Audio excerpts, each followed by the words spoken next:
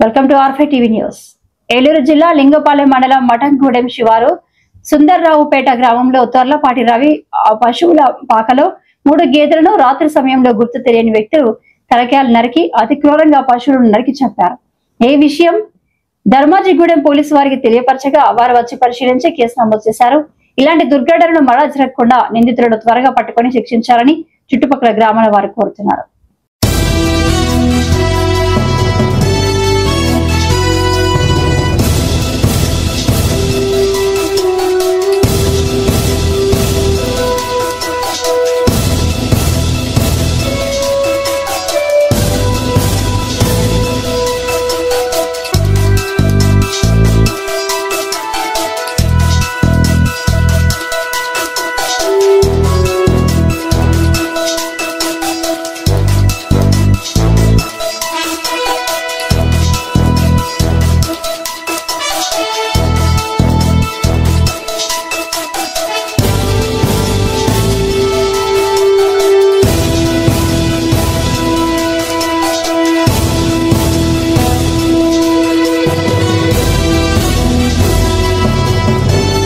రవి మఠంగూడెం మాది.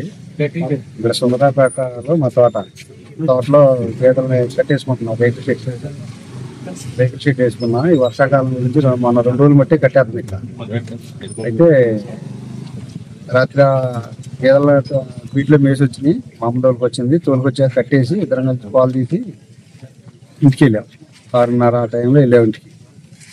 ఇక పొద్దున్నే నేను మళ్ళీ పాలు తెద్దామని 6 గంటలకు వచ్చేపాటికి గేదెలన్నీ 3 గేదెలు అక్కడ పుడుకుని ఉన్నాయి. ఏంటని చెప్పి గేటు తీసుంది. ఏంటని చెప్పి లోపలికి వెళ్ళి చూసేపటికి మెడకాయలు లాగేసాం. కంగారు ఎత్తిపోయి బయటకు వచ్చేసి అందులో ఇంకొక అతను వస్తుంటే అతను చూపించి ఈ లోపల మన వాళ్ళందరూ ఫోన్ చేసి వచ్చారు. అది జరిగింది.